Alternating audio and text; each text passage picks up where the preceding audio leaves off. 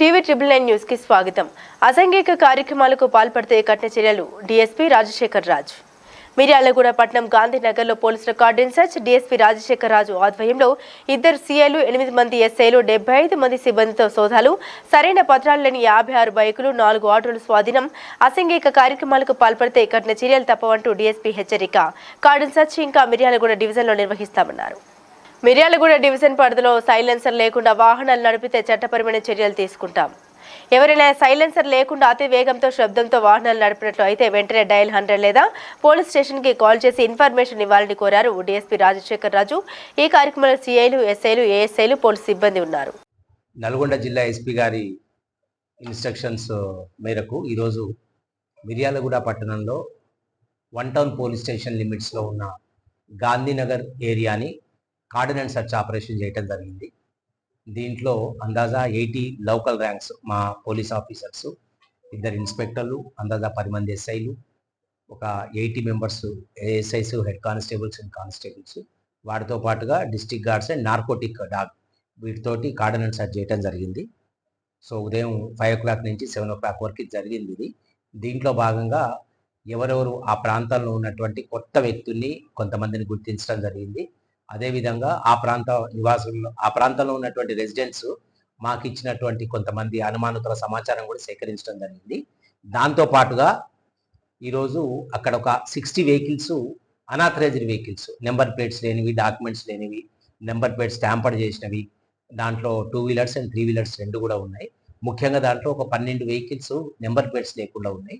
ఈ వెహికల్స్ ఎక్కడన్నా అఫెన్సెస్లో ఇన్వాల్వ్ అయ్యానే దాని మీద మేము ఎంక్వైరీ చేయడం జరుగుతుంది. దాంట్లో నెంబర్ ప్లేట్ ట్యాంపర్ చేసినవి, అంటే నెంబర్ ప్లేట్ మార్చి ఒక 2-3 అక్షరాలు దాంట్లో చేంజ్ చేసి ట్యాంపర్ చేసిన వెహికల్స్ దొరికినవి. అవి కూడా కొన్ని నేరాల్లో ఉన్నట్టు మాకు అనుమానంగా ఉంది. వాటన్నిటి కూడా వెరిఫై చేయడం జరుగుతుంది. రెండవది, ఇదే విధంగా మిర్యాలగూడ పట్టణంలో శాంతి భద్రతలు లా అండ్ ఆర్డర్ పీస్ఫుల్గా ఉండటానికి, మెయింటైన్ చేయడానికి రిపీటెడ్గా ఇలాంటి ఆపరేషన్స్ జరుగుతూ ఉంటాయి. కాబట్టి ప్రజలందరికీ కూడా మేము చెప్పడం జరుగుతుంది, ఎవరు కూడా అనాథరైజ్డ్ వెహికల్స్ పెట్టుకోవటం కానీ, తర్వాత నెంబర్ ప్లేట్స్ లేని వాహనాలు వాడటం కానీ, అదేవిధంగా అనుమానితులకి ఇల్లు రెంట్కి ఇవ్వటం కానీ అలాంటివి చేసే ముందు ఒకసారి ఆలోచించుకోండి. అదేవిధంగా మీడియా ద్వారా ఇంకొక విషయం తెలియజేసుకున్నాం. రాబోయే కాలంలో మిర్యాలగూడ పట్టణంలో ఎక్కడ ఎటువంటి ప్రొసెషన్స్ తీసుకున్నా దానికి ఖచ్చితంగా పర్మిషన్ తీసుకోవాలి. రెండవది, డీజే వాడకం మీద పూర్తి స్థాయిలో నిషేధం ఉంది. కాబట్టి డీజే వాడకాన్ని ఎట్టి పరిస్థితిలో కూడా మేము సహించము. చట్టరీత్యా దాని మీద చర్య తీసుకోబడుతుంది. అదేవిధంగా ప్రొసెషన్స్ ఏదైతే పండగల సందర్భంగా తీస్తున్నారో అందరికీ కూడా మేము విజ్ఞప్తి చేస్తూ ఉన్నాము, పోలీస్ వారి సూచనలు తీసుకోవాలి, వాళ్ళ పర్మిషన్ తీసుకోవాలా. రూట్ అనేది పోలీస్ వాళ్ళు కూడా అడ్వైజ్ చేస్తారు. దాంట్లో ముఖ్యంగా కొత్త ప్రొసెషన్స్ కొత్తగా ఏవి కూడా అనుమతించబడవు. గతంలో జరుగుతున్న వాటినే ఇప్పుడు జరుపుకోవటానికి మాకు అభ్యంతరం లేదు. కొత్తవి ఏదన్నా తీసుకుంటే మాకు బందోబస్తు ప్రాబ్లం అవుతుంది, ఆ రూట్ చెక్కింగ్లో ప్రాబ్లం అవుతుంది. కాబట్టి దయచేసి ఎవరు కూడా కొత్త ప్రొవిజన్స్ పెట్టుకోవద్దు. గతంలో ఉన్న రూటు, గతంలో ఉన్న ప్రొవిజన్స్ని మేము అనుమతిస్తాం, అది కూడా డీజే లేకుండా. కాబట్టి అందరికీ కూడా ఇది గమనించవలసిందిగా పోలీస్ శాఖ తరఫున కోరుతా ఉన్నాం. థ్యాంక్ యూ అండి.